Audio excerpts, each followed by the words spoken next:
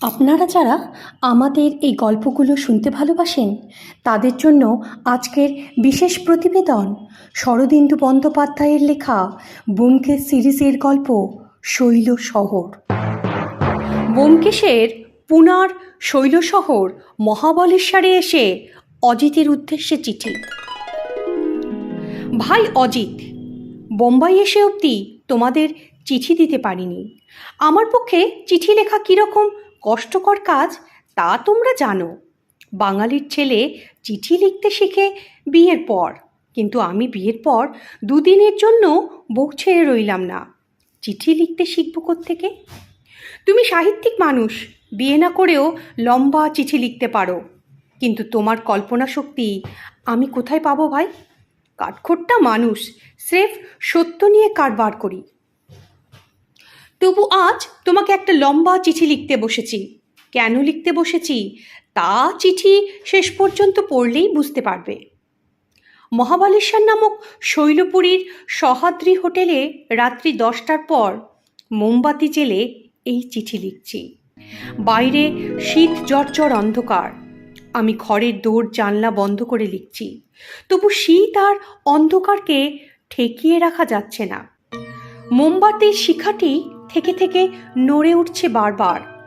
দেয়ালের গায়ে নিঃশব্দ ছায়া পা টিপে টিপে আনাগোনা করছে। ভৌতিক পরিবেশ।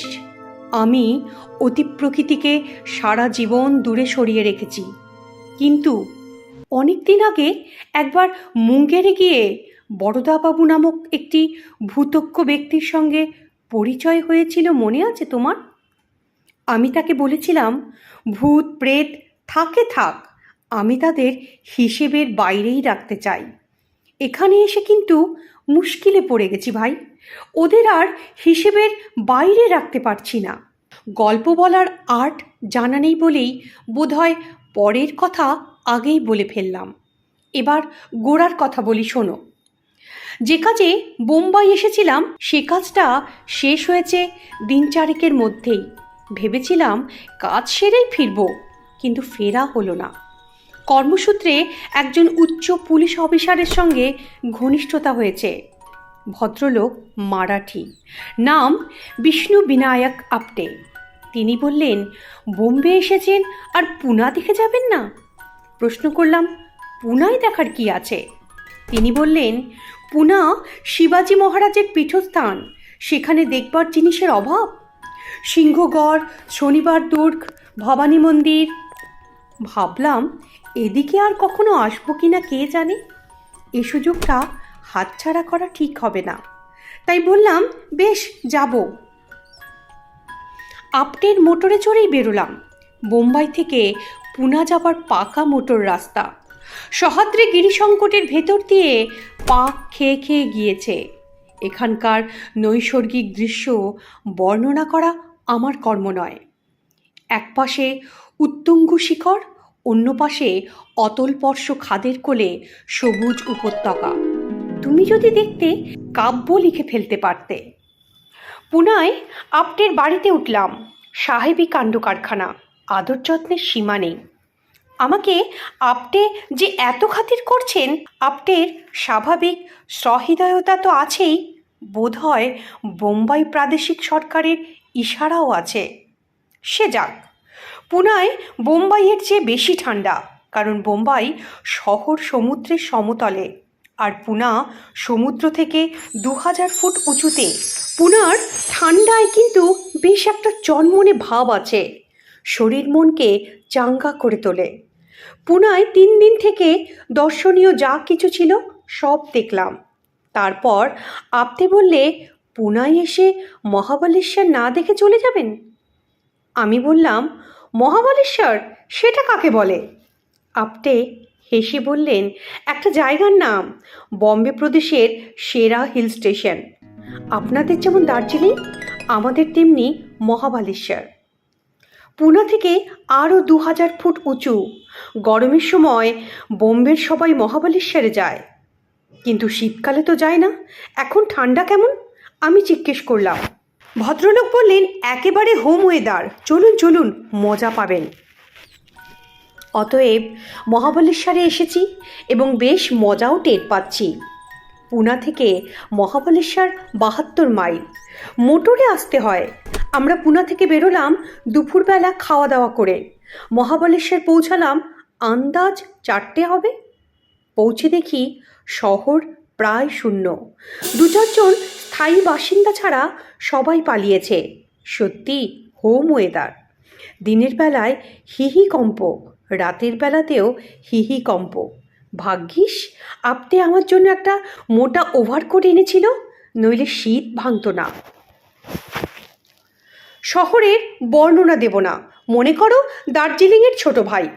আপনি আমাকে নিয়ে সহ্যাদ্রি হোটেলে উঠল। হোটেলে একটিও অতিথি নেই, কেবল হোটেলের মালিক আর 2-3 জন চাকর বাস করছে। হোটেলের মালিক জাতে পারসি, নাম সোরাব হোমজি। আপটের পুরনো বন্ধু, বয়স্ক লোক, মোটা সোটা, টকটকে রং। বিষয়বুদ্ধি নিশ্চয়ই আছে, না হলে হোটেল চালানো তো সম্ভব না। কিন্তু ভারী অমায়িক প্রকৃতির। আপনি আমার সঙ্গে পরিচয় করিয়ে দিলেন। তিনি তীক্ষ্ণ দৃষ্টিতে আমার দিকে একবার তাকিয়ে খুব সমাদর করে নিজের বসবার ঘরে নিয়ে গেলেন। অবিলম্বে কফি এসে গেল, তার সঙ্গে নানা প্রকার পেস্ট্রি। ভালো কথা, তুমি বোধহয় জানো না, গোঁড়া পার্সিরা ধূমপান করে না, কিন্তু মদ খায়। মদ না খেলে তাদের ধর্মবিশ্বাসে নাকি আঘাত লাগে। কফি পর্ব শেষ না হতে হতে সূর্যাস্ত হলো। তারপর আপনি আমাকে হোটেলে রেখে মোটর নিয়ে বেরোলেন। এখানে তার একজন পরিচিত লোক আছে, তার সঙ্গে দেখা করেই কথা দিলেন ঘণ্টাখানেকের মধ্যেই ফিরবেন। তিনি চলে যাবার পর হোমজি মৃদু হেসে বললেন, আপনি তো বাঙালি। শুনে আশ্চর্য হবেন, মাস দেড়েক আগে পর্যন্ত এই হোটেলের মালিক ছিল একজন বাঙালি। সত্যিই আমি আশ্চর্য হলাম। বললাম, বলেন কি, বাঙালি এত দূরে এসে হোটেল খুলেছিল? হোমজি বললেন, হ্যাঁ, তবে একলা নয়, তার সঙ্গে একজন গুজরাটি অংশীদার ছিল। এই সময় একটা চাকর এসে অবদ্ধ ভাষায় তাকে কি যেন বলল। তিনি আমাকে জিজ্ঞেস করলেন, আপনি কি স্নান করবেন? যদি করেন, গরম জল তৈরি আছে। আমি বললাম, রক্ষে করুন মশাই, এই শীতে স্নান? একেবারে বোম্বে গিয়ে স্নান করব। আমার কথা শুনে চাকরটা চলে গেল। তখন আমি হোমজিকে প্রশ্ন করলাম, আচ্ছা, আপনি তো বোম্বের লোক, তাহলে এই শীতে এখানে রয়েছেন কেন? এখানে তো কাজকর্ম এখন কিছুই নেই। হোমজি বললে, কাজকর্ম আছে বই কি, মার্চ মাস থেকে হোটেল খুলবে, অতিথিরা আসবে, তার আগেই বাড়িটাকে সাজিয়ে গুছিয়ে ফিটফাট করতে হবে। তাছাড়া বাড়ির পেছন দিকে গোলাপের বাগান করেছি, চলুন না দেখবেন, এখনো তো অন্ধকার হয়নি। আমি ওনার সঙ্গে গেলাম বাড়ির পেছন দিকে বাগান দেখতে। বাগান এখনো তৈরি হয়নি, তবে মাসখানেকের মধ্যেই ফুল ফুটতে আরম্ভ করবে। হোমজির ভারী বাগানের শখ। এইখানে সহ্যাদ্রি হোটেলের একটা বর্ণনা দিয়ে রাখি।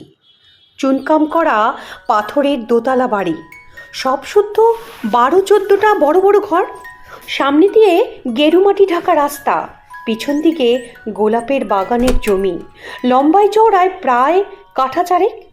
তারপরই গভীর খাদ, শুধু গভীর নয়, খাড়া নেমে গেছে। পাথরের মোটা আলসের উপর ঝুঁকে উকি মারলে দেখা যায় অনেক নিচে ঘন ঝোপঝাড়ের ভেতর একটা সরু ঝর্ণা। আমরা বাগান দিকে ফিরছি, এমন সময় খাদের নিচ থেকে একটা গভীর আওয়াজ উঠে এলো। নিচে তখন ঘুটঘুটে অন্ধকার, ওপরে তাও একটু আলো আছে। আমি জিজ্ঞেস করলাম, ওটা কিসের আওয়াজ? ভদ্রলোক বললেন, বাঘের ডাক, আসুন ভেতরে যাওয়া যাক। ঘরে বিদ্যুৎ বাতি জ্বলছে। চাকর একটা গনগনে কয়লার আংটা মেঝের ওপর রেখে গেছে। আমরা আংটার কাছে চেয়ার নিয়ে এসে বসলাম। ঠান্ডা আঙুলগুলোকে আগুনের দিকে ছড়িয়ে দিলাম। বললাম, এদিকে বাঘ আছে? হোমজি বললে, আছে, তাছাড়া চিতা আছে, হায়না আছে, নেকড়ে আছে। যে বাঘটার ডাক শুনলেন, সেটা মানুষের রক্তের স্বাদ পেয়েছে কিনা তাই এতল্লাট ছেড়ে যেতে চাইছে না। আমি বললাম, মানুষ খেকো ভাগ, কটা মানুষ খেয়েছে? আমি একটাই কথা জানি, ভারী লোমহর্ষক কাণ্ড, শুনবেন? এই সময় আপ্তে ফিরে এলো। লোমহর্ষণ কাণ্ড চাপা পড়ে গেল। আপ্তে বললে তার আত্মীয় তাকে ছাড়ছে না, আজ রাতে তাকে সেখানেই থাকতে হবে। সেখানেই ভোজন, সেখানেই শয়ন। কিছুক্ষণ গল্প ঠল্প করে উঠে গেলেন। তারপর বললেন, কাল সকাল 9টার মধ্যে আমি আসব, আপনি ব্রেকফাস্ট খেয়ে তৈরি হয়ে থাকবেন। দুজনে একসঙ্গে বেরোবো। এখানে অনেক দেখার জায়গা আছে, Bombay point, Arthur seat, Pratapgad দুর্গ। কথাগুলো বলেই তিনি চলে গেলেন। আমরা আরও খানিকক্ষণ বসে এটা সেটা গল্প করলাম। এখানে এখন শাক সবজি, দুধ, ডিম, মুরগি সব সস্তা, আবার গরমের সময় দাম চড়বে। কথায় কথায় হোমজি বললেন, আপনার ভূতের ভয় নেই তো? আমি সত্যি হেসে উঠলাম। তিনি বললেন, কারুর কারুর থাকে, একলা ঘরে ঘুমোতে অনেকেই ভয় পায়। তাহলে আপনার শোবার ব্যবস্থা যদি দোতলায় করি, অসুবিধে হবে না তো? আমি বললাম, বিন্দুমাত্র না। আপনি কোথায় শোন? তিনি বললেন, আমি নিচেই শুই, আমার বসবার ঘরের পাশে শোবার ঘর। আপনাকে ওপরে দিচ্ছি, তার কারণ এখন সব ঘরের বিছানাপত্র তুলে গুদামে রাখা আছে। অতিথি তো নেই, কেবল দোতলায় একটা ঘর সাজানো আছে। তাতে হোটেলের ভূতপূর্ব মালিক সস্ত্রীক থাকতেন। ঘরটা যেমন ছিল তেমনিই আছে। আমি বললাম, বেশ তো, ওই ঘরেই শোবো, কোনো অসুবিধে হবে না। হোমজি চাকরকে ডেকে হুকুম দিলেন। চাকর চলে গেল। তারপর 8টা বাজলে আমরা খেতে বসলাম। এরই মধ্যে মনে হলো যেন কত রাত হয়েছে, চারিদিক নিঝুম। গল্প শোনার এটাই উপযুক্ত সময়। বললাম, আপনার লোমহর্ষণ কাণ্ড কিন্তু শোনা হলো না। হোমজি বললেন, হ্যাঁ হ্যাঁ, ভারী রোমাঞ্চকর ব্যাপার, এই বাড়িতেই ঘটেছে, আগেকার 2 মালিকের মধ্যে। আচ্ছা বলি, শুনুন। এটুকু বলেই হোমজি বলতে আরম্ভ করলেন। খাওয়া এবং গল্প শোনা একসাথে চলতে লাগলো। হোমজি বেশ রসিয়ে রসিয়ে গল্প বলতে পারেন, তাড়াহুড়ো নেই। তার মাতৃভাষা অবশ্য গুজরাটি, কিন্তু ইংরাজিতেই বরাবর কথাবার্তা চলছিল। গল্পটাও ইংরাজিতেই বললেন। আমি তোমার জন্য বাংলায় অনুবাদ করছি।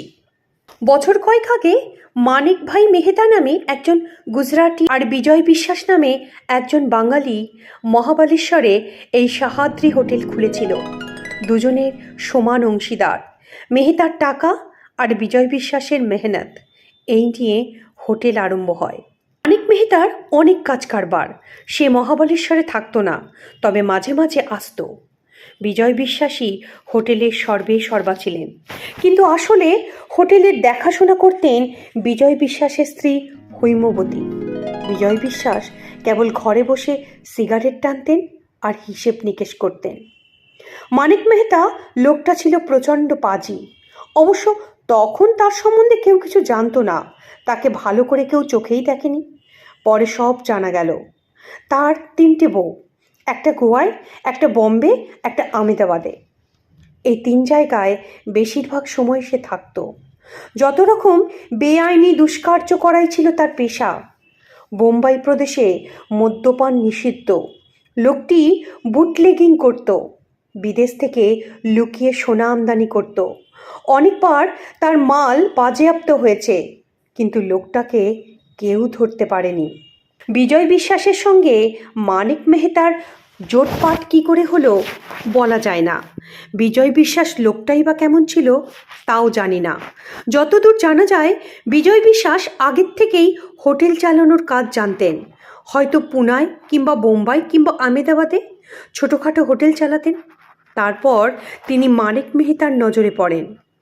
মানিক মেহতা যে ধরনের ব্যবসা করে, তাতে কখনো হাতে অঢেল পয়সা, কখনো ভারে মা ভবানী। সে বোধহয় মতলব করেছিল হোটেল কিনে কিছু টাকা আলাদা করে রাখবে, যাতে সংকটকালে হাতে কিছু টাকা পয়সা পাওয়া যায়। বিজয় বিশ্বাস তার প্রকৃত চরিত্র জানতেন না, সরল মনেই তার অংশীদার হয়েছিলেন। বিজয় বিশ্বাস তার স্ত্রী ম্যানেজমেন্টের সহ্যাদ্রি হোটেল অল্পকালের মধ্যেই বেশ জাঁকিয়ে উঠল। মহাবালেশ্বরে হোটেলের মরশুম হচ্ছে 2.5 মাস, টেনে টুনে 3 মাস, কিন্তু এই কয় মাসের মধ্যেই হোটেলের আয় 40 থেকে 50 হাজার টাকা হতো। খরচ খরচা বাদ দিয়ে প্রায় 20 হাজার টাকা লাভ। মানিক মেহতা মরশুমের শেষে এসে কখনো নিজের ভাগের টাকা নিয়ে যেত, কখনো বা ব্যাংকে টাকা রাখত। সোরাব হোমজি প্রতি বছরই গরমের সময় মহাবালেশ্বরে আসতেন এবং সহ্যাদ্রি হোটেলেই উঠতেন। হোটেলটি তার খুব পছন্দের। মনে মনে ইচ্ছে ছিল এইরকম একটা হোটেল পেলে তিনি নিজে চালাবেন। তিনি পয়সাওয়ালা লোক, জীবিকার জন্য কাজ করবার দরকার নেই, কিন্তু ব্যবসা করবার প্রবৃত্তি পার্সিদের মজ্জাগত। গত বছর মে মাসে হোমজি রীতিমতো এসেছেন। পুরনো খদ্দের হিসেবে হোটেলে তার খুব খাতির। স্বয়ং হৈমবতী তার সুখ স্বাচ্ছন্দ্যের তত্ত্বাবধান করতেন। হোমজিও হৈমবতীর নিপুণ গৃহস্থালির জন্য তাকে খুব পছন্দ করতেন। একদিন হৈমবতী বিমর্ষভাবে হোমজিকে বললেন, সেঠজি, আসছে বছর আপনি যখন আসবেন তখন আর আমাদের দেখতে পাবেন না। হোমজি আশ্চর্য হলো, বললেন, সে কি, দেখতে পাবো না কেন? হৈমবতী বললেন, হোটেল বিক্রি করার কথা হচ্ছে। যিনি আমাদের পার্টনার তিনি হোটেলটা রাখবেন না, আমরাও চলে যাব। আমার স্বামীর এত ঠান্ডা সহ্য হচ্ছে না, আমরা দেশে ফিরব। সেদিনই সন্ধেবেলা হোমজি অফিস ঘরে গিয়ে বিজয় বিশ্বাসের সঙ্গে দেখা করলেন। বললেন, আপনারা নাকি হোটেল বিক্রি করছেন। বিজয় বিশ্বাসের বয়স আন্দাজ 45, স্ত্রী তার থেকে অনেক ছোট, একটু কাহিল কোচের চেহারা, আপাতমস্তক গরম জামা কাপড়ে মোড়া, গলায় গলাবন্ধ জড়িয়ে বসে সিগারেট টানছেন। হোমজিকে খাতির করে বসালেন। বললেন, হ্যাঁ সেঠজি, আপনি কিনবেন? হোমজি বললেন, ভালো দর পেলে কিনতে পারি। আপনার পার্টনার কোথায়? বিশ্বাস বলল, আমার পার্টনার এখন বিদেশে, তাই আমাকেই তার পাওয়ার অফ অ্যাটর্নি দিয়ে গেছে, এই দেখুন। তিনি দেরাজ খুলে পাওয়ার অফ অ্যাটর্নি বার করে দেখালেন। তারপর দর কষাকষি শুরু হলো। বিজয় বিশ্বাস হাঁকলেন 1.5 লাখ, হোমজি বললেন 50,000, শেষ পর্যন্ত 84,000-এ রফা হলো। কিন্তু স্থাবর সম্পত্তি কেনা তো 2-4 দিনের কাজ নয়। দলিল দস্তাবেজ তদারক করা, উকিল অ্যাটর্নির সঙ্গে পরামর্শ করা, রেজিস্ট্রি অফিসে খোঁজ খবর নেওয়া, এইসব করতে করতে কয়েক মাস কেটে গেল। নভেম্বর মাসের মাঝামাঝি হোমজি আর বিজয় বিশ্বাস পুনায় গেলেন। রেজিস্ট্রারের সামনে হোমজি নগদ টাকা দিয়ে রেজিস্ট্রি করালেন। কথা হলো 1 ডিসেম্বর তিনি হোটেলের দখল নেবেন। তারপর হোমজি বোম্বাই চলে গেলেন। বিজয় বিশ্বাস মহাবালেশ্বর ফিরে এলেন। এলে কোনো অতিথি নেই, শুধু একখানা চাকরানি ছাড়া বাকি সবাইকে বিদায় করে দিয়েছে। তাই এরপর যেসব ঘটনা ঘটেছিল তা কেবল হৈমবতীর জবানবন্দি থেকেই জানা যায়। মানিক মেহতা নিশ্চয়ই নিজে আড়ালে থাকবার মতলব করেই বিজয় বিশ্বাসকে পাওয়ার অফ অ্যাটর্নি দিয়েছিল। যেদিন কবালা রেজিস্ট্রি হলো তারপর দিন রাত্রি 9টার সময় সে সহ্যাদ্রি হোটেলে এসে হাজির। পরে পুলিশের তদন্তে জানা গিয়েছিল মানিক মেহতা মহাবালেশ্বরের বাইরে 2 মাইল দূরে মোটর রেখে পায়ে হেঁটে মহাবালেশ্বরে ঢুকেছিল। সে যখন পৌঁছলো তখন বিজয় বিশ্বাস আর হৈমবতীর রাত্রির খাওয়া দাওয়া শেষ। তারা অফিসে বসে ভবিষ্যৎ সম্বন্ধে কল্পনা করছে। চাকরানিটা শুতে গেছে। তখন বেশ শীত। মানিক মেহতা গায়ে মোটা ওভারকোট, মাথায় পশমের মাংকি ক্যাপ। তার ব্যবহার বরাবরই খুব মিষ্টি।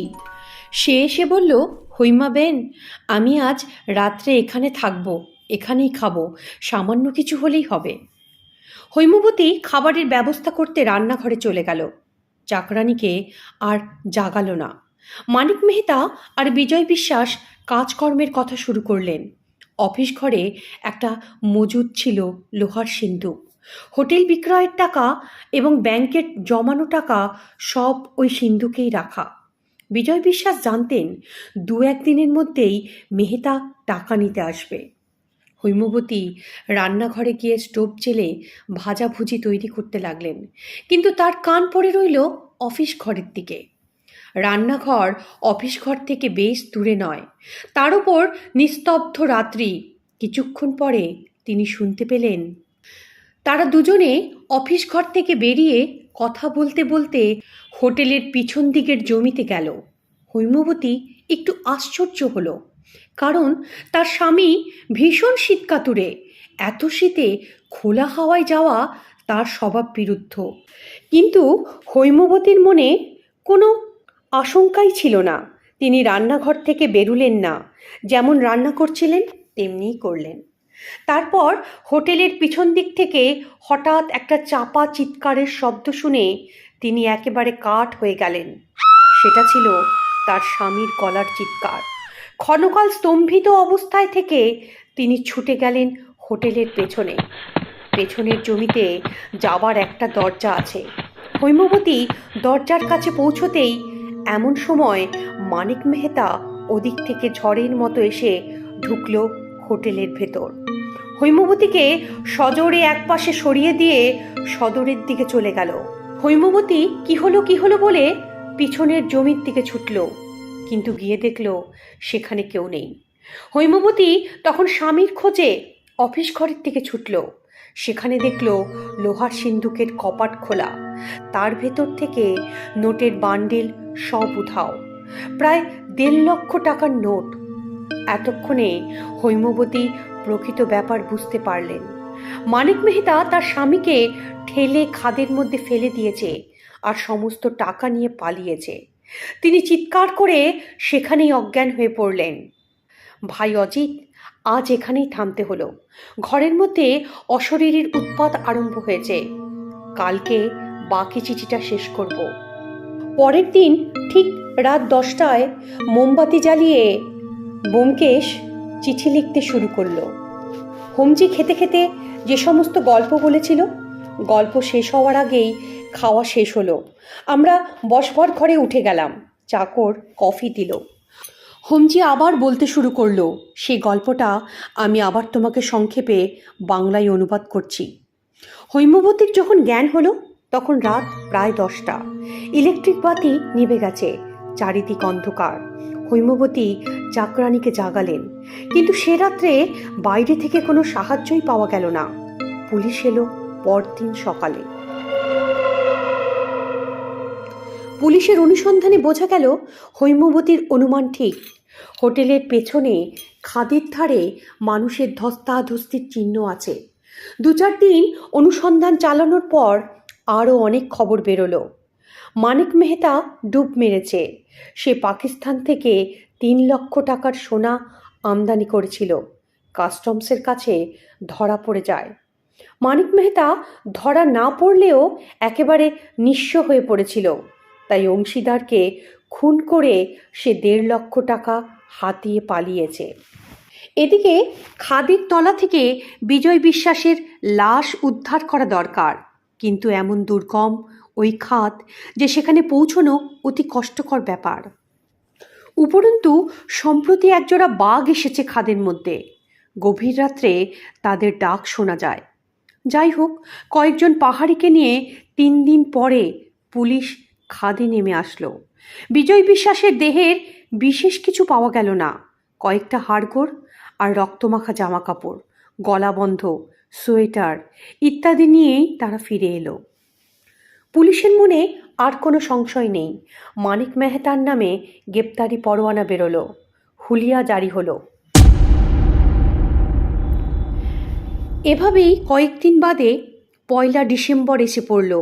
নিঃস্ব বিধবার অবস্থা বুঝতেই পারছো। হোমজি দয়ালু লোক, হৈমবতীকে কিছু টাকা দিলেন। হৈমবতী চোখের জল মুছতে মুছতে মহাবলেশ্বর ছাড়ল। তারপর মাসখানেক কেটে গেছে। পুলিশ এখনো মানিক মেহতার সন্ধান পায়নি। বাঘ আর বাঘিনী কিন্তু এখনো খাদের তলায় ঘুরে বেড়াচ্ছে। মানুষের রক্তের স্বাদ তারা পেয়েছে, তাই তারা এ স্থান ছাড়বে না। তারপর মাসখানেক কেটে গেছে, পুলিশ এখনো মানিক মেহতার সন্ধান পায়নি। বাঘ আর বাঘিনী কিন্তু এখনো আছে খাদের তলায়। হোমজির গল্প শুনে মনটা খুব খারাপ হলো। বাঙালির সন্তান সুদূর বিদেশে এসে কিছু অর্থ সঞ্চয় করেছিলেন, তা কপালে সইল না। হৈমবতীর অবস্থা আরও শোচনীয়। মানিক মেহতাকে পুলিশ ধরতে পারবে কিনা কে জানে। ভারতবর্ষের বিপুল জনসমুদ্রের মধ্যে একটি পুঁটি মাছকে ধরা সহজ নয়। এইসব ভাবছি, এমন সময় ইলেকট্রিক বাতি নিভে গেল। হোমজি বলেছিল 10টা বাজলেই এখানে ইলেকট্রিক বন্ধ হয়ে যায়, আবার শেষ রাতের দিকে চালু হয়। এতক্ষণ গল্পের পর হোমজি আমাকে শোবার ঘর অবধি পৌঁছে দিল। হোমজির হাতে একটা লম্বা গদার মতো ইলেকট্রিক টর্চ। সেটা হাতে নিয়ে তিনি আমাকে পথ দেখিয়ে নিয়ে চললেন। দোতলায় এক সারি ঘর, সামনে টানা বারান্দা। সব ঘরের দরজায় তালা ঝুলছে, কেবল কোণের ঘরের দরজা খোলা। চাকর ঘরে মোমবাতি জেলে রেখে গেছে। বেশ বড় ঘর, সামনে বারান্দা, পাশে ব্যালকনি।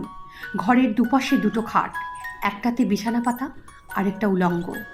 ঘরের মাঝখানে একটা বড় টেবিল আর দুটো চেয়ার।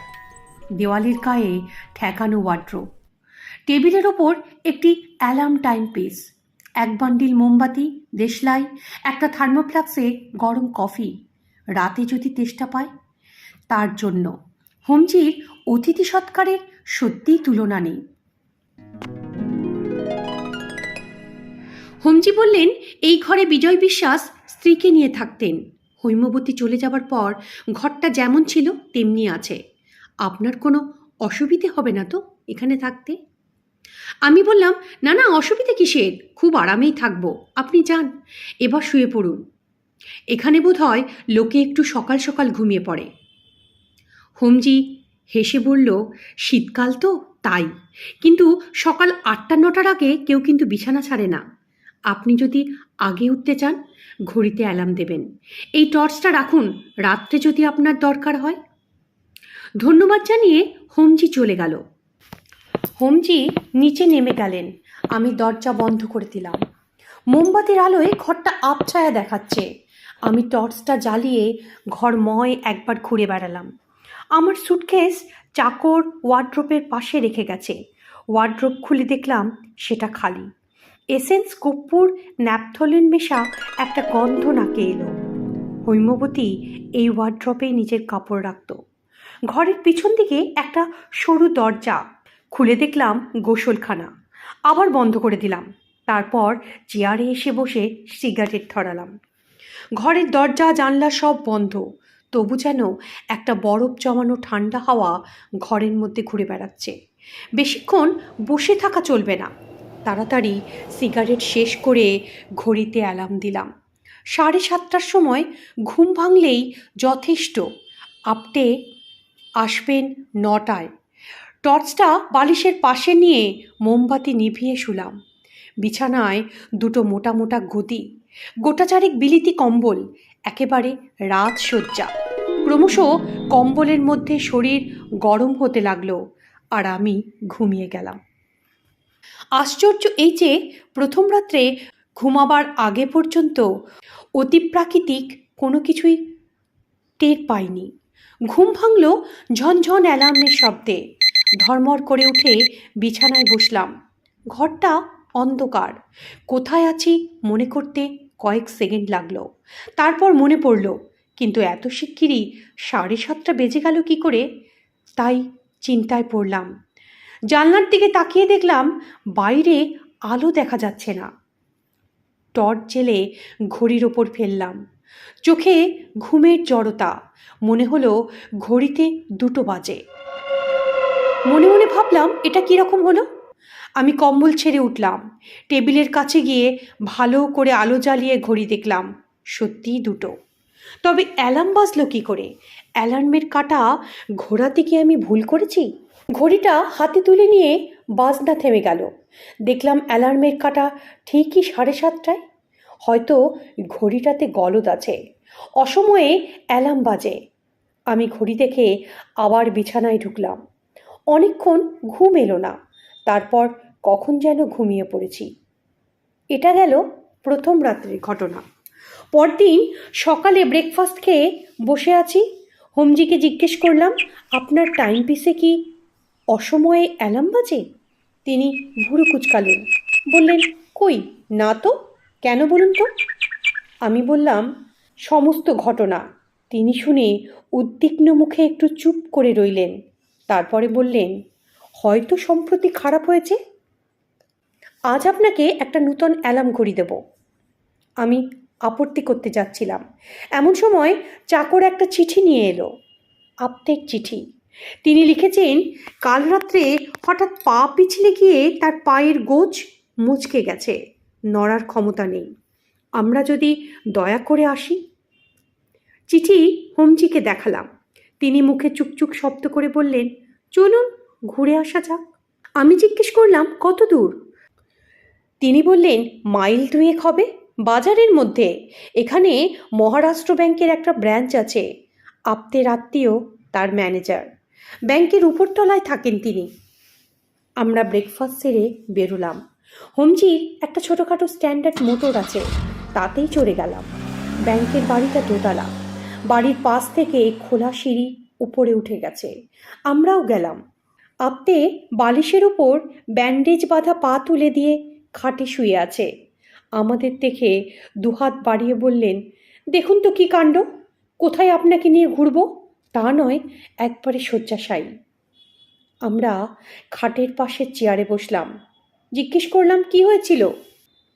আপ্তে বললেন, রাত্রে ঘুম ভেঙে শুনলাম দরজায় কে যেন খুটখুট টোকা মারছে।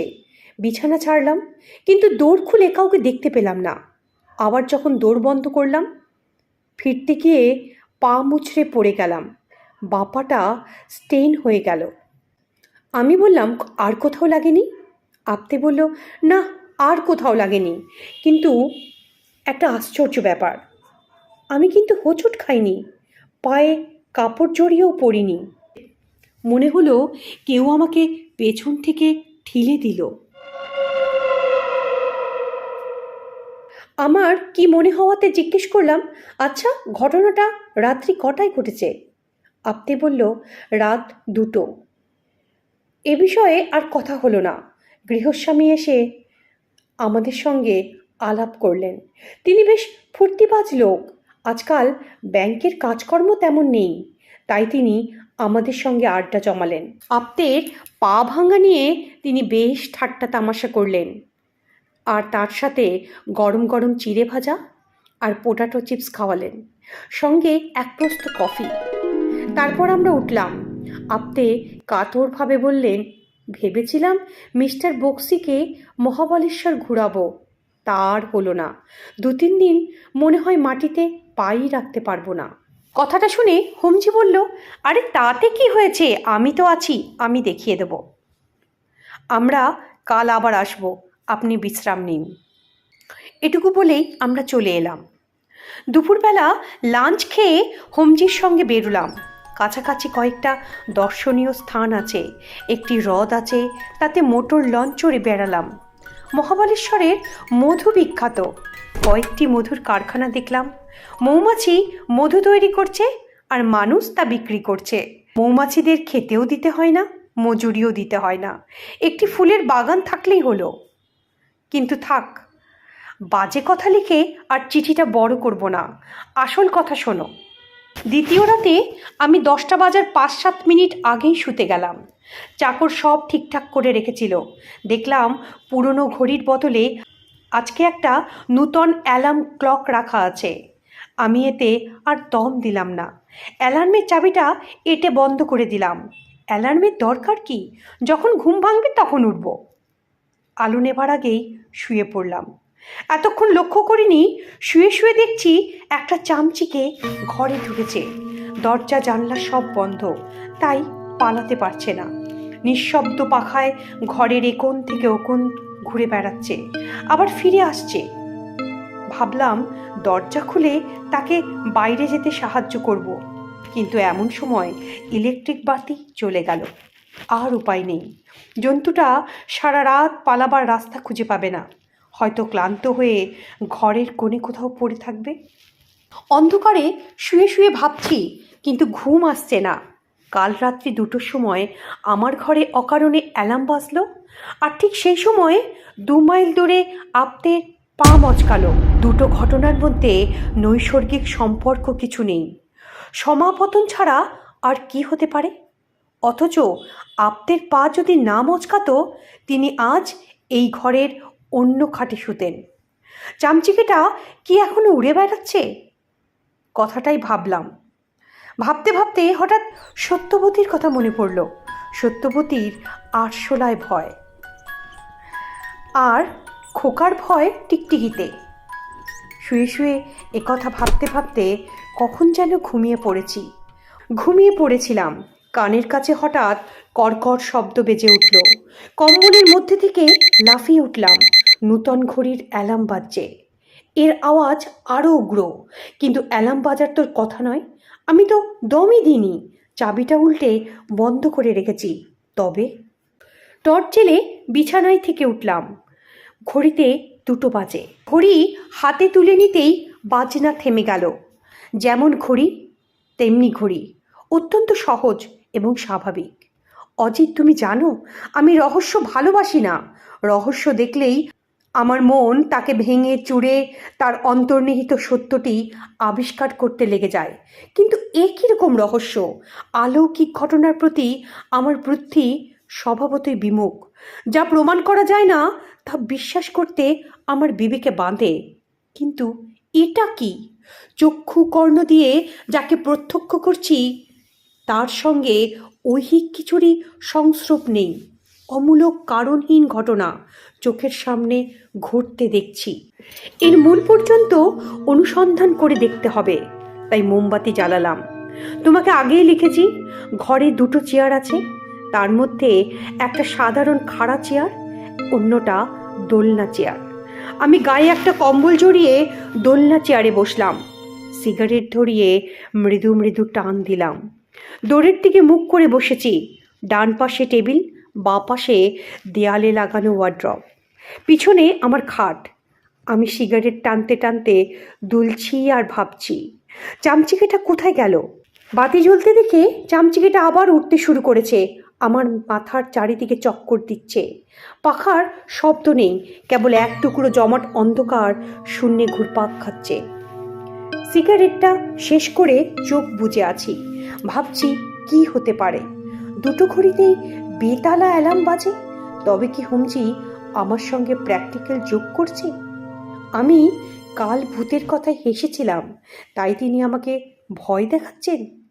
তা যদি হয় তাহলে ঘড়িটার যন্ত্রপাতি খুলে পরীক্ষা করলেই তো ধরা পড়বে। তারপরেই মনে হলো হুমজি বয়স্ক ব্যক্তি, এমন বাদুড়ের রসিকতা করবে না। কতক্ষণ যে চোখ বুজে বসেছিলাম বলতে পারবো না। মিনিট 15-র বেশি তো হতেই পারে না। চোখ খুলেই চমকে গেলাম। দোলনার চেয়ারটা দুলতে দুলতে ঘুরে গেছে। আমি দরজার দিকে মুখ করেছিলাম, এখন ওয়ার্ড্রপের দিকে মুখ করে বসে আছি। শুধু তাই নয়, ওয়ার্ড্রপের খুব কাছে এসে গেছি। চেয়ার ঘুরে যাওয়াটা একটা স্বাভাবিক ব্যাখ্যা, কিন্তু রাত 2টোর সময় একলা ঘরে এরকম ব্যাপার ঘটলে স্নায়ুমণ্ডলের ধাক্কা তো লাগবেই। আমারও লেগেছে। তার উপর ঘড়িটা আবার পিছন দিক থেকে ঝনঝন শব্দে বেজে উঠল। আমি লাফিয়ে উঠে ঘড়িটা বন্ধ করতে গেলাম। হঠাৎ মোমবাতিটা নিভে গেল। বোঝো ব্যাপার, আমার স্নায়ু যদি দুর্বল হতো তাহলে কি করতাম বলা যায় না, কিন্তু আমি দেহটাকে শক্ত করে স্নায়ুর উৎকণ্ঠা দমন করলাম। আমার গায়ের কম্বলের বাতাস লেগে মোমবাতিটা নিভেছে, এটাই স্থির হলো। আমি আবার মোমবাতি জ্বালালাম। ঘড়িটা হাতে নিতেই তার বাজনাও থেমে গেল। কিন্তু ঘড়িকে আর বিশ্বাস নেই। আমি সেটাকে হাতে নিয়ে ওয়ার্ড্রপের কাছে গেলাম। ওয়ার্ড্রপে আমার কাপড় রাখা, তার মধ্যে ঘড়িটা চাপা দিয়ে রাখলাম। তারপর ভাবলাম যত বাজে বাজুক। কপাট বন্ধ করে আবার শুতে এলাম। ঘড়িতে 2:30 বাজে। এখনো অর্ধেক রাত বাকি। আমি আবার কম্বল মুড়ি দিয়ে শুয়ে পড়লাম। ধীরে ধীরে বুঝলাম মস্তিষ্ক গরম হয়েছে, তন্দ্রা আসছে, আবার ছুটেও যাচ্ছে। ঘড়িটা ওয়ার্ড্রপের মধ্যেই বাজছে কিনা সেটা শুনতে পাচ্ছি না। তারপর ক্রমে বোধ হয় ঘুম এসে গিয়েছিল, কিন্তু বিকট চিৎকার করে জেগে উঠলাম। কম্বলের মধ্যে আমার পেটের কাছে একটা কিছু কিলবিল করছে, টিকটিকি কিংবা ব্যাঙ কিংবা চামচিকে। একটানে কম্বলটা সরিয়ে দিলাম, বিছানায় থেকে লাফিয়ে উঠলাম, টর্চ জ্বালালাম, মোমবাতি জ্বালালাম, কিন্তু বিছানায় কোনো জন্তু জানোয়ার পেলাম না। চামচিকেটাও কোথাও অদৃশ্য হয়েছে। হাত ঘড়িতে দেখলাম রাত্রি 3:30। বাকি রাতটা টেবিলের সামনে খাড়া চেয়ারে বসে কাটালাম, আর ঘুমোবার চেষ্টা করা বৃথা। চিঠি ভীষণ লম্বা হচ্ছে। ভৌতিক অভিজ্ঞতা বিবরণ দেওয়া আমার উদ্দেশ্য নয়, এবার চটপট শেষ করব। 5টার সময় ইলেকট্রিক আলো জ্বলে উঠল। আমি ওয়ার্ড্রপ খুলে ঘড়ি বার করলাম। ঘড়ির সঙ্গে একটা বাদামি কাগজ আমার হাতে এলো। তাতে বাংলা হরফে একটা ঠিকানা লেখা, কলকাতার 24 পরগনার একটা ঠিকানা। ঠিকানাটা নকল করে তোমায় পাঠালাম। আর আমি স্কাউট ছুরি দিয়ে ঘড়িটা খুললাম। দেখলাম ভেতরে যন্ত্রপাতির কোনো গোলমাল নেই। আমি সত্যান্বেষী, সত্যকে স্বীকার করতে আমি বাধ্য, তা সে লৌকিক সত্যই হোক আর অলৌকিক সত্যই হোক। কায়াহীনকে সম্বোধন করে বললাম, তুমি কি চাও? উত্তর এলো না, কেবল টেবিলটা নড়ে উঠল। আমি টেবিলের ওপর হাত রেখে বসেছিলাম। বললাম, তুমি কি চাও আমি তোমার মৃত্যুর তদন্ত করি? সঙ্গে সঙ্গে টেবিলটা আবার নড়ে উঠল। আমি যে চেয়ারে বসেছিলাম তার পেছনে পায়া দুটো উঁচু হয়ে উঠল। আমি প্রায় টেবিলের উপর হুমড়ি খেয়ে পড়লাম। বললাম, বুঝেছি, কিন্তু পুলিশ তো তদন্ত করছে। আমি করলে কি সুবিধে হবে? আমি কোথায় তদন্ত করব? ঘড়িটা চড়াং করে আবার বেজে উঠল। ঠিকানা লেখা বাদামি কাগজের চিলতেটা টেবিলের এক পাশে রাখা ছিল, সেটা যেন হাওয়ায় লেগে আমার সামনে এলো। ঠিক তখনই আমার মাথায় আইডিয়াটা এলো, মানিক মেহতা কি বাংলাদেশে গিয়ে লুকিয়ে আছে? আশ্চর্য নয়। একলা লুকিয়ে আছে না দোকলা, সেটাও জানা দরকার। ঠিক এই সময় ইলেকট্রিক লাইটটা আবার নিভে গেল। দেখলাম জানলার সার্সি দিয়ে দিনের আলো দেখা যাচ্ছে। হোমজিকে কিছুই বললাম না। 9টার সময় দুজনে আবার আপ্তেকে দেখতে গেলাম। মোটরে যেতে যেতে হোমজিকে জিজ্ঞেস করলাম, অনুভূতির চেহারা কেমন? হোমজি আমার মুখের দিকে তাকিয়ে একটু হাসলো, তারপর বললেন, ভালো চেহারা, রং খুব ফর্সা নয়, কিন্তু চটকদার। আমি বললাম, বয়স? সে বললে, হয়তো 30-এর কিছু বেশি, কিন্তু দীর্ঘ যৌবনা শরীরের বাঁধনই ঢিলে হয়নি। আজ গিয়ে দেখলাম আপ্তের পা কালকের চেয়ে ভালো, কিন্তু এখনো হাঁটতে পারে না। গৃহস্বামী দেশপাণ্ডের সঙ্গেও দেখা হলো। তাকে কয়েকটা প্রশ্ন করলাম। বললাম, আপনি বিজয় বিশ্বাসকে চিনতেন? সে বললে, চিনতাম বই কি, সৌহাদ্রি হোটেলের সব টাকাই তো আমার ব্যাংকে ছিল। আমি বললাম, কত টাকা? তিনি বললেন, সিজনেসে সে প্রায় 45,000 টাকা দাঁড়িয়েছিল। বিজয় বিশ্বাসের নিজের কোনো আলাদা অ্যাকাউন্ট ছিল কি না আমি জিজ্ঞেস করলাম। তিনি বললেন, ছিল, সেখানে আন্দাজ 2,000 টাকার মতো থাকার কথা, কিন্তু মৃত্যুর কয়েকদিন আগেই তিনি প্রায় সব টাকা বার করে নিয়েছেন। শখানেক টাকা মনে হয় পড়েছিল। আমি বললাম, তার স্ত্রী যাওয়ার আগে সে টাকা বার করেনি? ম্যানেজার মহাশয় বললেন, স্ত্রী যতক্ষণ না কোর্ট থেকে ওয়ারিশ সাব্যস্ত হচ্ছে ততক্ষণ তো আমরা তাকে টাকা দেব না। আমি বললাম, হৈমবতী এখন কোথায়, তার ঠিকানা জানেন?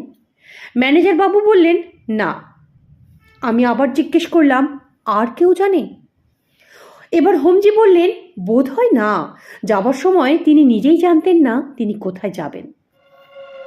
আমি আপ্তেকে জিজ্ঞেস করলাম, আপনি নিশ্চয়ই এ মামলার খবর রাখেন, মানিক মেহতার কোনো সন্ধান পাওয়া গেছে? তিনি বললেন, না, সন্ধান পাওয়া গেলে আমি জানতে পারতাম। আমি আবার বললাম, মানিক মেহতার কোনো ফটোগ্রাফ? তিনি বললেন, একটা গ্রুপ ফটো ছিল হোটেলের অফিস ঘরে। সেখানে হৈমবতী, মানিক মেহতা, বিজয় বিশ্বাস 3 জনের ছবিই ছিল, কিন্তু সেটা ঘটনার দিন থেকে আর পাওয়া যাচ্ছে না। হোটেলে ফিরে এসে দুপুরবেলা খুব ঘুমোলাম। রাত্রে তোমাকে চিঠি লিখতে বসেছি, কিন্তু বারবার বাধা পেয়ে শেষ করতে পারিনি। বিদেহী আত্মা আমার এই চিঠি লেখা মনে হয় পছন্দ করছে না, অথচ সে কি চায় বোঝাতেও পারছে না। যা হোক, আজ আমি চিঠি শেষ করবই। আমার এতখানি ভনিতার কারণ নিশ্চয়ই বুঝতে পেরেছ। তোমাকে একটা কাজ করতে হবে। কলকাতার দক্ষিণে যে ঠিকানা আমি তোমায় দিলাম, তুমি সেখানে যাবে। যদি সেখানে তুমি হৈমবতীকে না পাও, কিছু করার নেই, কিন্তু যদি পাও, তাকে কয়েকটা প্রশ্ন করো। মানিক মেহতার সঙ্গে তাদের যে গ্রুপ ফটো তোলা হয়েছিল, সেটা কোথায়? মানিক মেহতার সঙ্গে হৈমবতীর বেশি ঘনিষ্ঠতা ছিল কিনা জানবার চেষ্টা করো। কবে কোথায় বিশ্বাসদের সঙ্গে মেহতার দেখা হয়েছিল, সেটাও জানার চেষ্টা করো। হৈমবতীর অবস্থা কেমন সেটাও জেনো। বাড়িতে কে কে আছে সব খবর নেবে। যে প্রশ্নই তোমার মনে আসুক তুমি জিজ্ঞেস করবে। তারপরে সব কথা আমায় লিখে জানাবে। কোনো তুচ্ছ কথা কিন্তু বাদ দেবে না। যদি সন্দেহজনক কিছু চোখে পড়ে, তাহলে অবশ্যই টেলিগ্রাম করো। তোমার চিঠির অপেক্ষায় থাকবো। এখানে এই দারুণ শীতে বেশি দিন থাকার ইচ্ছে নেই, কিন্তু এ ব্যাপারে মীমাংসা না করে যেতেও পারছি না। আশা করি খোকা আর সত্যবতী ভালো আছে এবং তোমার ইনফ্লুয়েঞ্জা ভালো হয়েছে। তুমি এখন চাঙ্গা তো? ভালোবাসা নিও, তোমার ব্যোমকেশ। এই চিঠি পাঠানোর বেশ কয়েকদিন বাদেই অজিতের চিঠি আসলো। চিঠিটা এইরূপ: ভাই ব্যোমকেশ, তোমার চিঠি আজ সকালে পেয়েছি এবং রাত্রে বসে জবাব লিখছি। হায় নাস্তিক, তুমি শেষে ভূতের খপ্পরে পড়লে। সত্যবতী জানতে চাইছে ভূত বটে তো নাকি পেতনি। ওদিকে নাকি পেতনিরা খুব জাহাবাজ। যাক, বাজে কথা বাদ দিলাম। তোমার নির্দেশ অনুযায়ী আজ বেলা 3টে নাগাদ বাসা থেকে বেরুচ্ছি। বিকাশ দত্ত এলো। আমি কোথায় যাচ্ছি শুনে সে বললে, আরে সর্বনাশ, ও যে ধ্যারধ্যারা গোবিন্দপুর, তুমি পথ চিনতে পারবে তো? তখন আমি তাকে বললাম, আপনিও চলুন। তিনি রাজি হলেন। তাকে সব বললাম না, মোটামুটি একটা আন্দাজ দিলাম। দুজনে চললাম। সত্যি ধ্যারধ্যারা গোবিন্দপুর। ট্রামে বাসে কলকাতার দক্ষিণ সীমানা ছাড়িয়ে যেখানে গিয়ে পৌঁছালাম, সেখানে কেবল একটা লম্বা রাস্তা চলে গেছে। রাস্তায় 200-300 গজ অন্তর একটা বাড়ি। শেষ পর্যন্ত বেলা আন্দাজ 4:30-র দিকে নির্দিষ্ট ঠিকানায় পৌঁছালাম। রাস্তা থেকে খানিকটা পিছিয়ে ছোট একতলা বাড়ি, চারিদিক খোলা মাঠ। বিকাশকে বললাম, তুমি রাস্তার ধারে গাছতলায় বসে বিড়ি খাও, আমি এক্ষুনি ফিরে আসব। আবার ঘণ্টাখানেক দেরিও হতে পারে। বাড়ির সদর দরজা বন্ধ। আমি গিয়ে কড়া নাড়লাম। একটা চাকর এসে দরজা খুলল, বলল, কাকে চাই? আমি বললাম, শ্রীমতী হৈমবতী বিশ্বাসের সঙ্গে দেখা করতে চাই। তিনি জিজ্ঞেস করলেন, আপনার নাম? আমি বললাম, অজিত বন্দ্যোপাধ্যায়। আবার তিনি আমায় জিজ্ঞেস করলেন, কি দরকার? আমি বললাম, সেটা শ্রীমতী বিশ্বাসকেই বলবো। আপনি তাকে মহাবালেশ্বর থেকে চিঠি পেয়ে আসছি একথা বলুন। আগে বলে চাকরটা দরজা বন্ধ করে ভেতরে গেল। 10 মিনিট দাঁড়িয়েই আছি, কোনো সাড়া শব্দ নেই। তারপর দরজা খুলল। চাকরটা বলল, ভেতরে আসুন। বাড়িতে ঢুকেই ঘর। আসবাবপত্র বেশি কিছু নেই, 2টো চেয়ার, একটা টেবিল। চাকর বলল, আপনি বসুন, গিন্নি ঠাকুরন চান করছেন, এখনই আসবেন। একটা চেয়ারে বসলাম। বসে আছি তো বসেই আছি। চাকরটা এদিক ওদিক ঘুরঘুর করছে। বোধহয় আমাকে বিশ্বাস করতে পারছে না। আজকাল কলকাতার যা ব্যাপার দাঁড়িয়েছে, অচেনা লোককে কেউ বাড়িতে ঢুকতে দিতে চায় না। বসে বসে ভাবলাম, গিন্নি ঠাকুরনের স্নান যতক্ষণ না শেষ হচ্ছে, ততক্ষণ চাকরটাকে নিয়েই একটু নাড়াচাড়া করি। তাই চাকরটাকে ডাকলাম, বললাম, তুমি এখানে কতদিন হলো আছো? চাকরটা বলল, এই তো সবে 1 মাস, তাও এখনো হয়নি। দেখলাম লোকটার কথায় একটু পূর্ববঙ্গের টান আছে। তোমার দেশ কোথায় জিজ্ঞেস করাতে সে বলল, ফরিদপুর জেলা। বলে সে চৌকাঠের ওপর উবু হয়ে বসলো। আধবয়সী লোক, মাথায় কদম ছাড় চুল, গায়ে একটা ছেঁড়া ময়লা রঙের সোয়েটার। তাকে জিজ্ঞেস করলাম, তুমি কতদিন কলকাতায় আছো? সে বললে, প্রায় 3 বছর। তারপর জিজ্ঞেস করলাম, এখানে মানে এ বাড়িতে কতজন মানুষ? তিনি বললেন, মা ঠাকুরন একা। আমি বললাম, স্ত্রীলোক একা থাকেন, কোনো পুরুষ নেই? তিনি বললেন, আগে না, আমি বুড়ো মানুষ দেখাশোনা করি। তারপরে জিজ্ঞেস করলাম, এখানে কারুর যাওয়া আসা আছে? তিনি বললেন, আগে না, আপনিই প্রথম এলেন। এই সময় হৈমবতীকে দোরের কাছে দেখা গেল। চাকরটা উঠে দাঁড়ালো, আমিও দাঁড়ালাম। ইতিমধ্যে ঘরের মধ্যে দিনের আলো কমে গিয়েছে। তিনি চাকরকে আলো আনতে বললেন। চাকর চলে গেল। অল্প আলোতেও মহিলাকে দেখার কোনো অসুবিধে হচ্ছে না। দীঘল চেহারা, সুশ্রী মুখ। পার্সিদের চোখে খুব ফর্সা না লাগলেও আমার চোখে বেশ ফর্সা। মুখে একটা চিত্তাকর্ষক সৌন্দর্য। যৌবনের চৌকাঠ পার হতে গিয়ে থমকে দাঁড়িয়ে পড়েছেন। পরনে সাদা থান, গায়ে একটিও অলংকার নেই। কবিত্ব করছি না, কিন্তু তার সদ্য স্নাত চেহারাটি দেখে বৃষ্টি ভেজা সন্ধ্যার রজনীগন্ধার কথা মনে পড়ল। আমি হাত জোড় করে নমস্কার করলাম। তিনিও প্রতি নমস্কার করে বললেন, আপনি মহাবালেশ্বর থেকে আসছেন? আমি বললাম, না, আমার বন্ধু ব্যোমকেশ বক্সী মহাবালেশ্বর আছেন।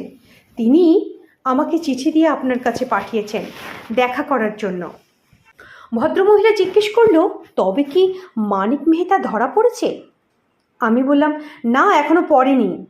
হৈমবতী আস্তে আস্তে চেয়ারে বসলেন। নিরাশ স্বরে বললেন, বসুন, আমার কাছে এসেছেন কেন? আমি বললাম, আমার বন্ধু ব্যোমকেশ বক্সী। তিনি বললেন, সে আবার কে, পুলিশের লোক? আমি বললাম, না, ব্যোমকেশ বক্সীর নাম শোনেননি? বলেই তোমার পরিচয় দিলাম। তিনি নিরুৎসাহ মুখে বললেন, অনেকদিন তো দেশের বাইরে ছিলাম, তাই জন্য তার নাম জানি না। ঠিক ওই সময় মহেশ বলে চাকরটা লণ্ঠন নিয়ে এলো। বলাই বাহুল্য, বাড়িতে বৈদ্যুতিক সংযোগ নেই। লণ্ঠনের আলোয় হৈমবতীর মুখ আরও স্পষ্ট দেখলাম। ব্যথিত, আশাহত মুখ, ক্লান্তি ভরে থমথম করছে। 2-1 গাছি ভিজে চুল কপালে গালে জুড়ে বসেছে। আমার মন লজ্জিত হয়ে উঠল। এই শোক নিষিক্তা মহিলাকে বেশি কষ্ট দেওয়া আমার উচিত মনে হলো না। তাড়াতাড়ি প্রশ্নগুলো জিজ্ঞেস করে চলে যাওয়া কর্তব্য ভাবলাম। বললাম, আমাকে মাফ করবেন, মানিক মেহতাকে ধরবার উদ্দেশ্যেই ব্যোমকেশ আপনাকে কয়েকটা প্রশ্ন করতে পাঠিয়েছে। মানিক মেহতার সঙ্গে আপনাদের যে পরিচয় হয়েছিল, সেটা কোথায়, কবে? হৈমবতী বললেন, 6 বছর আগে। আমাদের তখন আমেদাবাদে একটা ছোট্ট হোটেল ছিল। কি কুক্ষণেই যে তার সঙ্গে দেখা হলো, বলেই তিনি বেশ কাতর হয়ে পড়লেন। আমি জিজ্ঞেস করলাম, মানিক মেহতার সঙ্গে আপনার কোনো ঘনিষ্ঠ পরিচয় ছিল? তিনি বললেন, আমার সঙ্গে সর্বসাকুল্যে 5-6 বার দেখা হয়েছে। বছরের মধ্যে 1 বার কি 2 বার তিনি আসতেন, নিজের ভাগের টাকা নিয়ে চলে যেতেন। তার এই চুপি চুপি যাওয়া আসা দেখে তার চরিত্র সম্বন্ধে আপনাদের সন্দেহ হয়নি? তিনি বললেন, না, আমরা ভাবতাম তার স্বভাবই বুঝি ওরকম, তিনি লোককে জাহির করতে চান না। তারপর জিজ্ঞেস করলাম, তার কোনো ফটোগ্রাফ আছে আপনার কাছে? তিনি বললেন, একটা গ্রুপ ফটো ছিল, হোটেলে অফিসে টাঙানো। সে রাত্রে আমি মূর্ছা গেলাম, তারপর দেখলাম দেওয়ালে ছবিটা নেই। সে রাত্রে হোটেলে লোহার সিন্ধুকে মোট কত টাকা ছিল আমি জিজ্ঞেস করাতে তিনি বললেন, ঠিক জানি না, তবে আন্দাজ প্রায় 1.5 লাখ। অতপর আর কি প্রশ্ন করব ভেবে পেলাম না। আমি উঠি করছি, হৈমবতী আমাকে প্রশ্ন করলেন, আমি এখানে আছি আপনার বন্ধু জানলেন কি করে? আমি তো কাউকে জানাইনি। উত্তর দিতে গিয়ে থেমে গেলাম। মহিলাটির বর্তমান মানসিক অবস্থায় ভূতপ্রেতের অবতারণা না করাই ভালো। বললাম, তা তো জানি না, ব্যোমকেশ কিছু লেখেনি। আপনি উপস্থিত এখানেই আছেন তো? হৈমবতী বলল, বোধহয় আছি। আমার স্বামীর এক বন্ধু দয়া করে আমাকে এখানে থাকতে দিয়েছেন। আমি নমস্কার করে বাইরে বেরিয়ে আসলাম। বাইরে এসে দেখলাম অন্ধকার হয়ে গেছে। রাস্তার ধারে গাছের তলায় বিকাশকে দেখলাম বিড়ি খাচ্ছে। তারপর দুজনে ফিরে চললাম। ভাগ্যক্রমে খানিক দূরে গিয়েই একটা ট্যাক্সি পেয়েছিলাম। ট্যাক্সিতে যেতে যেতে বিকাশ বলল, কাজ হলো? আমি বললাম, ওই কথা আমিই ভাবছিলাম। হৈমবতীর সঙ্গে দেখা পেয়েছি বটে, তাকে প্রশ্নও করেছি, কিন্তু কাজ কি হলো? মানিক মেহতা এখন কোথায় তার কোনো ইঙ্গিত তো পেলাম না। বিকাশ খানিক চুপ করে থেকে বলল, আপনি যখন ব্যোমকেশবাবুকে চিঠি লিখবেন তখন তাকে জানাবেন যে শোবার ঘরে দুটো খাট আছে। অবাক হয়ে বললাম, তুমি জানলে কি করে? বিকাশ বলল, আপনি যখন মহিলাটির সঙ্গে কথা বলছেন তখন আমি বাড়ির পেছন দিকে সব জানলায় উঁকি মারছিলাম। আমি বললাম, তাই নাকি? তা আর কি দেখলে? বিকাশ বলল, যা কিছু দেখলাম শোবার ঘরেই দেখলাম, অন্য ঘরে কিচ্ছু নেই। আমি আবার জিজ্ঞেস করলাম, কি দেখলে? বিকাশ বলল, একটা মাঝারি গোছের লোহার সিন্দুক আছে। আমি যখন কাচের ভেতর দিয়ে উঁকি মারলাম তখন চাকরটা সিন্দুকের হাতল ধরে ঘোরাবার চেষ্টা করছে। আমি জিজ্ঞেস করলাম, তুমি ঠিক দেখেছ চাকরটাই? সে বললে, আগে হ্যাঁ, সে যখন সদর দরজা খুলেছিল তখন আমি তাকে দেখেছি। সে ছাড়া বাড়িতে অন্য কোনো পুরুষ কিন্তু আমি দেখিনি। তারপর লেকের কাছাকাছি এসে ট্যাক্সি ছেড়ে দিলাম। বিকাশ গেল নিজের রাস্তায়, আমি বাসায় ফিরে এলাম। রাত্রে বসে তোমায় চিঠি লিখছি, কাল সকালের ডাকে দেব। তুমি কেমন আছো? সত্যবতী, খোকা, আমরা সবাই ভালো আছি। তোমার অজিত। এই গল্পের শেষাংশ অজিতের বই থেকে পাওয়া যায়। তিনি লিখেছেন, ব্যোমকেশের নামে সহাদ্রি হোটেলের ঠিকানায় চিঠি লিখে ডাকে দিয়েছিলাম 9 তারিখ। 12 তারিখে দেখলাম বিকেল অনুমান 3টের সময় ব্যোমকেশ এসে উপস্থিত হলো। আমি সবিস্ময়ে বললাম, এ কি, আমার চিঠি পেয়েছিলে? ব্যোমকেশ বলল, চিঠি পেয়েই তো এলাম, প্লেনে এসেছি। তুমি চটপট তৈরি হয়ে নাও, এক্ষুনি বের হতে হবে। বলেই ব্যোমকেশ ভেতরে চলে গেল। আধ ঘন্টার মধ্যে বাড়ি থেকে বের হলাম। রাস্তায় বাড়ির সামনে পুলিশের ভ্যান দাঁড়িয়েছিল, তাতে একজন ইন্সপেক্টর আর কয়েকটা কনস্টেবল। আমরাও ভ্যানে উঠলাম। কয়েকদিন আগে যে সময় হৈমবতীর নির্জন গৃহের সম্মুখে উপস্থিত হয়েছিলাম, প্রায় সেই সময় আবার পৌঁছালাম। আজ কিন্তু ভৃত্য মহেশ দরজা খুলে দিল না, দরজা খোলাই ছিল। আমরা সদলবলে প্রবেশ করলাম। বাড়িতে কেউ নেই, হৈমবতী নেই, মহেশ নেই, কেবল আসবাবপত্রগুলো পড়ে আছে। বাইরের ঘরে চেয়ার টেবিল, শয়নকক্ষে 2টি খাট, লোহার সিন্দুক, রান্নাঘরে হাঁড়ি পাতিল, লোহার সিন্দুকের কপাট খোলা, তার ভেতর শূন্য। ব্যোমকেশ করুণ হেসে ইন্সপেক্টরের পানে চেয়ে বলল, চিড়িয়া উড়েছে। সে রাত্রে নৈশভোজন সম্পন্ন করে ব্যোমকেশ আর আমি তক্তাপোষের উপর আলোয়ান গায়ে দিয়ে বসেছি। সত্যবতী খোকাকে ঘুম পাড়িয়ে ব্যোমকেশের গা ঘেঁষে বসল। একটা শীতের হাওয়া উঠেছে, হাওয়ার জোর ক্রমেই বাড়ছে। আমাদের ঘরের দরজা জানলা সব বন্ধ, তবুও কোনো অদৃশ্য ছিদ্রপথে ছুঁচের মতো বাতাস ঘরের মধ্যে প্রবেশ করছে। বললাম, মহাবালেশ্বরের শীত তুমি খানিকটা সঙ্গে এনেছো মনে হয়। আশা করি বিজয় বিশ্বাসের প্রেতটাকে আনোনি। সত্যবতী ব্যোমকেশের কাছে আর একটু ঘেঁষে বসল। ব্যোমকেশ আমার পানে একটি সকৌতুক দৃষ্টি হানিয়া বলিল, প্রেত সম্বন্ধে তোমার ধারণা এখনো যায়নি। বললাম, প্রেত সম্বন্ধে আমার ভুল ধারণা থাকা বিচিত্র নয়, কারণ প্রেতের সঙ্গে আমি কখনো রাত্রিবাস করিনি। আচ্ছা ব্যোমকেশ, তুমি কি সত্যি ভূতে বিশ্বাস করো? ব্যোমকেশ বলল, যা প্রত্যক্ষ করেছি তা বিশ্বাস করা না করার কোনো প্রশ্নই ওঠে না। তুমি ব্যোমকেশ বক্সীর অস্তিত্বে বিশ্বাস করো? ব্যোমকেশ বক্সীর অস্তিত্বে বিশ্বাস করি, কারণ তাকে চোখের সামনে দেখতে পাচ্ছি, কিন্তু ভূত তো চোখে দেখিনি, বিশ্বাস করি কি করে?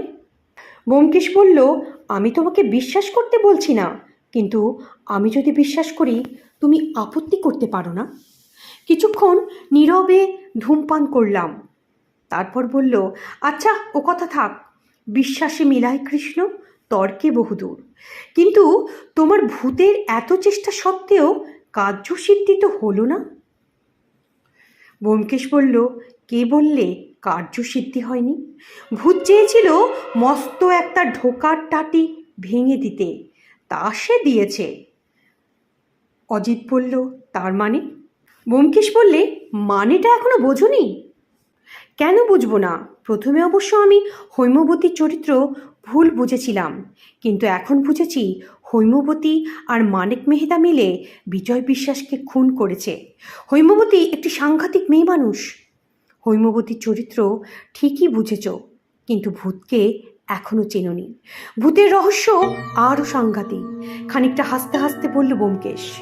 সত্যবতী কথা শুনে ব্যোমকেশের আরও কাছে সরে এসে প্রায় কাঁপতে কাঁপতে বলল, আমার শীত করছে। ব্যোমকেশ হেসে বলল, বলো শীত করছে না, ভয় করছে। তারপর আলোয়ানের অর্ধেকটা তার গায়ে জড়িয়ে দিল।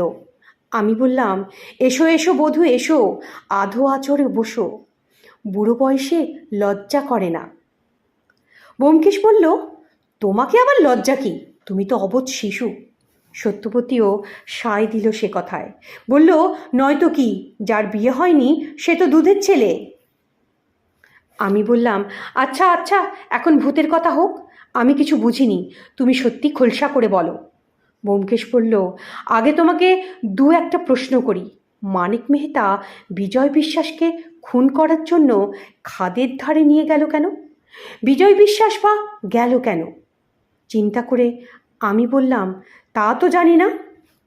তারপর ব্যোমকেশ বলল, দ্বিতীয় প্রশ্ন, বিজয় বিশ্বাসের নামে ব্যাংকে 1002 টাকা ছিল, হোটেল বিক্রি হওয়ার আগেই সে টাকা সে বার করলো কেন? আমি অজিত আবার বললাম, জানি না। তারপর ব্যোমকেশ তৃতীয় প্রশ্ন করল, তুমি যখন হৈমবতীর সঙ্গে দেখা করতে গিয়েছিলে তখন শীতের সন্ধে, চাকর যখন বলল হৈমবতী স্নান করছে, তখন তোমার খটকা লাগেনি?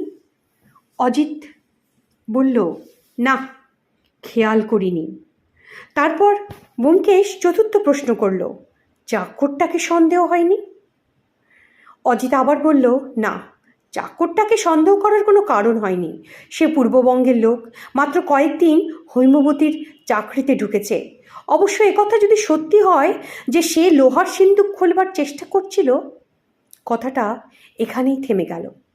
অজিত, তোমার সরলতা সত্যিই মর্মস্পর্শী, কথাটা বলে উঠল ব্যোমকেশ। চাকরটা সিন্দুক খোলবার উদ্যোগ করেছিল বটে, কিন্তু চুরি করবার জন্য নয়। মহাবালেশ্বরে 2 জন লোক খুন করবার ষড়যন্ত্র করেছিল, তার মধ্যে একজন হচ্ছে হৈমবতী, অন্য লোকটাকে? অজিত আবার জোর দিয়ে বলল, মানিক মেহতা ছাড়া আর কে হবে? ব্যোমকেশ আবার কুটিল হাসল, বলল, ওইখানেই তো ধাপ্পা, প্রচণ্ড ধাপ্পা। হৈমবতী ষড়যন্ত্র করেছিল তার স্বামীর সঙ্গে, মানিক মেহতার সঙ্গে নয়। হৈমবতীর আর যে দোষী থাক, সে পতিব্রতা নারী, তাতে কিন্তু সন্দেহ নেই। অজিত হতবুদ্ধি হয়ে বলল, কি বলছো তুমি? ব্যোমকেশ বলল, যা বলছি মন দিয়ে শোনো। হোমজি যখন আমাকে গল্পটা বলল তখন আমার মনে বিশেষ দাগ কাটেনি, তবু একটা খটকা ছিল। মানিক মেহতা বিজয় বিশ্বাসকে খুন করার জন্য খাদের ধারে নিয়ে যাবে কেন? বিজয় শীতকাতুরে লোক, সেই বা যাবে কেন? তারপর ভূতের উপদ্রব শুরু হলো। দায়ে পড়ে অনুসন্ধান শুরু করলাম। খটকা ক্রমে সন্দেহে পরিণত হলো। তারপর ওয়ার্ড্রপের মধ্যে এক টুকরো বাদামি কাগজের একটা ঠিকানা পেলাম। সেই ঠিকানা পেয়ে তোমায় চিঠি লিখলাম, আর আমার মনের অন্ধকার একটু একটু করে দূর হতে লাগলো। তারপর তোমার উত্তর পেলাম, তখন আর কোনো সংশয় রইল না। আপ্তে সাহেবকে সব কথা বললাম। তিনি তখনও ঠ্যাং নিয়ে পড়ে আছেন, কিন্তু তখনই কলকাতার পুলিশকে টেলিগ্রাম করলেন এবং আমার প্লেনে আসার ব্যবস্থা করে দিলেন। হৈমবতী আর বিজয় বিশ্বাসকে ধরা গেল না বটে, কিন্তু প্রেতের উদ্দেশ্য সিদ্ধ হয়েছে। আসল অপরাধী কারা তা জানা গেছে। বলাই বাহুল্য, যে প্রেতটা নাছোড়বান্দা হয়ে আমাকে ধরেছিল সে মানিক মেহতা। সত্যবতী বলল, সত্যি কি হয়েছিল বলো না গো।